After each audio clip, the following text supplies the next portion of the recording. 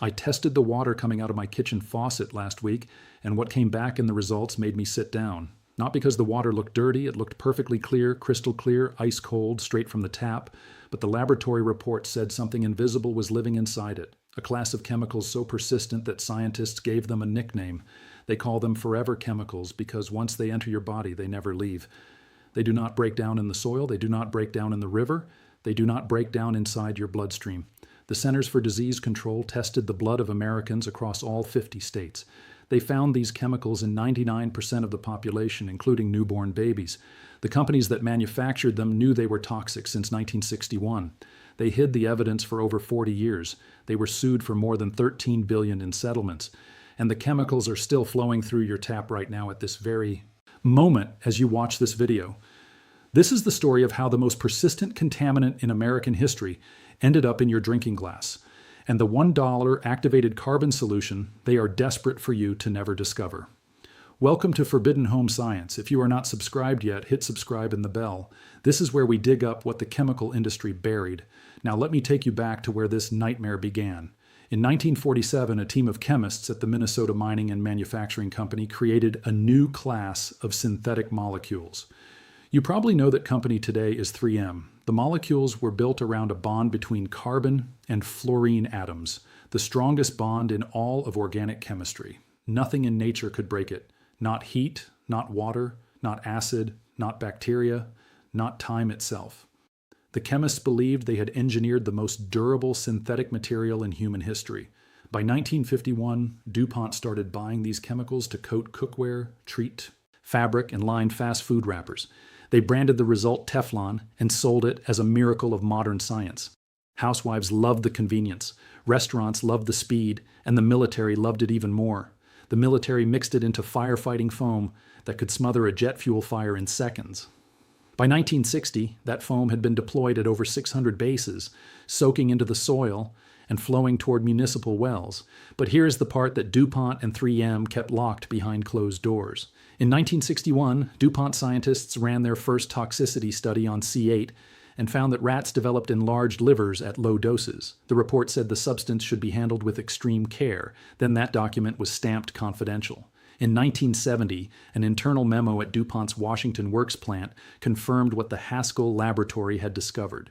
C8 was, and I'm quoting their own internal scientists, highly toxic when inhaled and moderately toxic when ingested. They did not publish this finding in any journal. They did not alert the workers on the factory floor, and they did not tell the families drinking contaminated water 1 mile downstream. In 1979, the Haskell Laboratory administered a single dose of the chemical to 2 dogs in a controlled test. Both animals were dead within 48 hours with catastrophic organ failure. Then in 1980, something happened that should have ended everything. 8 pregnant women working on the PFAS manufacturing line at DuPont gave birth, and 2 of those babies had severe birth defects. DuPont quietly transferred all female workers away from the production area, but instead of disclosing what happened, they released an internal memo stating, and this is their exact corporate language, "We know of no evidence of birth defects caused by C8 at DuPont." That was a deliberate lie, and that lie protected the bottom line for another 2 decades. This video is just the surface of what I found. I have collected everything the chemical industry does not want you to know, all inside the complete Forbidden Home Science Vault. The complete off-grid blueprint with water sourcing and purification protocols that bypass contaminated municipal systems entirely. The 72-hour blackout checklist with emergency water treatment steps your local government will never hand you. The Forbidden Firecraft Manual with field survival methods that kept soldiers alive when infrastructure collapsed around them. The Lost Rations cookbook with food preservation techniques that eliminate dependence on industrial supply chains forever. Plus, the complete water filtration construction guide with exact materials, measurements, and before and after lab data. Over 10 guides in one place, no fluff, straight to the point. The link is in the description. But stay right here because the video is just getting started. In 1984, DuPont ran secret water tests and found C8 in the drinking water on both sides of the Ohio River near their Parkersburg plant. An internal memo recommended eliminating emissions in a way that does not economically penalize the business, not in a way that protects the community, in a way that protects the margin.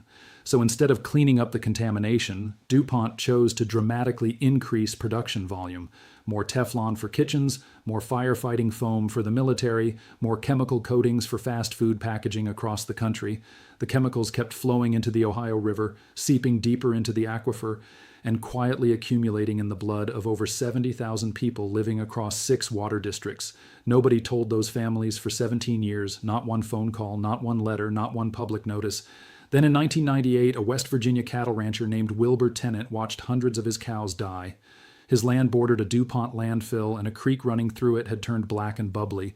Tennant hired attorney Robert Bilott, and that decision changed environmental law forever. Bilott filed suit, and a court order forced DuPont to hand over 110,000 pages of sealed documents, internal memos, medical reports, and confidential studies on their own workers dating back decades.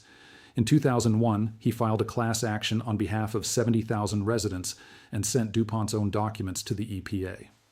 In 2004, the EPA sued DuPont for concealing evidence of risk to human health for over 20 years. DuPont settled with the EPA for $16.5 million, the largest civil penalty in the agency's history at that time. $16 million was pocket change for a corporation earning billions from Teflon alone. The settlement established the C8 Science Panel, 3 independent epidemiologists who spent 7 years studying 69,000 exposed residents. In 2012, they confirmed probable links between PFOA and 6 diseases: kidney cancer, testicular cancer, thyroid disease, ulcerative colitis, high cholesterol, and pregnancy-induced hypertension. DuPont eventually paid over $670 million in personal injury settlements from 3,500 individual lawsuits, and still the chemicals sat in the water supply undisturbed. If you have made it this far, you already know more about what is in your water than 99% of Americans. Subscribe and share this with someone who needs to hear what the chemical industry made us forget. Everything they buried is in the complete vault. Link in the description. Now stay with me, because the next section is the heaviest. There are more than 12,000 types of PFAS circulating in our environment. The U.S. Geological Survey tested tap water from over 700 locations across the country. At least 45% of all American tap water contains one or more types of PFAS. As of March 2026, federal data confirms 176 million Americans have tap water that tested positive for these chemicals. The Environmental Working Group estimates over 200 million Americans are exposed to concentrations of 1 part per trillion or higher. And the International Agency for Research on Cancer confirmed that at least one PFAS chemical is a known carcinogen in humans. The EPA concluded in 2024 that there is effectively no safe level of exposure to PFOA and PFOS, the 2 most common compounds. 0 is the only safe number, and the legal limit is set at 4 parts per trillion. To understand how small that is, picture an Olympic swimming pool filled to the brim. 4 drops in that entire volume. That is the threshold where tissue damage begins. The carbon-fluorine bond that makes these chemicals useful is the same bond that makes them indestructible inside your body. Your liver cannot metabolize them. Your kidneys cannot flush them. No biological process on Earth can break the chain. The half-life for the most common types is between 3 and 8 years inside your bloodstream. If you stop all exposure today, it takes nearly a decade to cut the concentration in half. You cannot stop exposure because PFAS are in the rain, in the soil, in food packaging, and in the water you cook with every night. So the question is simple: why is this still in your water after everything you just heard? Because the chemical industry generates hundreds of billions of dollars per year from products built on this molecular structure. 3M alone reported over $34 billion in annual revenue before announcing it would exit PFAS manufacturing by 2025. DuPont split its business into 3 entities to dilute legal liability across corporate shells. In 2023, 3M agreed to pay up to $12.5 billion to settle contamination lawsuits with public water systems. DuPont and its spin-offs settled for an additional $1.185 billion. In 2025, New Jersey alone extracted $2 billion from DuPont for contamination at 4 sites. That is more than $13 billion in total settlements. Not a single executive went to prison. The firefighting foam industry, the food packaging industry, the textile waterproofing industry, they all depend on this chemistry. You cannot patent clean water. You cannot create a subscription for an uncontaminated aquifer. And you cannot bill someone monthly for a chemical that was never introduced. The economic model requires you to keep drinking and never question what is dissolved inside. In April 2024, the EPA established the first national drinking water limits for 6 PFAS compounds. It was the most significant clean water regulation in a generation. Then the rollback started. In May 2025, the EPA rescinded limits for 4 of those 6 chemicals and pushed the compliance deadline for the remaining 2 from 2029 to 2031. In September 2025, the EPA filed a motion in federal court to eliminate standards it had finalized just 1 year earlier. A federal court denied that request in January 2026, but the chemical lobby is not finished. The message from the system is unmistakable. You are on your own. But here is what the filtration industry charges hundreds of dollars to sell you. The EPA's own published research confirms that granular activated carbon is one of the most effective technologies for removing PFAS from drinking water. 1 g of activated carbon has a surface area equal to several football fields of microscopic pores. Here is what you need from any hardware store or online. A bag of granular activated carbon made from coconut shell or bituminous coal, 2 food-grade buckets, 1 with a spigot at the bottom, 1 plain that stacks on top. Drill small holes in the bottom of the upper bucket and line it with a piece of unbleached cotton cloth. Fill that upper bucket with 4 to 6 in of activated carbon. Pour your tap water in and let gravity pull it slowly through the carbon bed into the collection bucket below. The slower the drip, the longer the contact time, the more complete the PFAS removal. For best results, run the water through the system twice. Total materials cost under $10. Replacement carbon, roughly $5 every 2 to 3 months depending on volume. Compare that to a commercial reverse osmosis unit that runs between $150 and $1,000 before annual maintenance. Now, I need to be honest about one limitation because credibility matters more than hype. Activated carbon excels at capturing long-chain PFAS like PFOA and PFOS, the 2 most common and dangerous compounds in American water.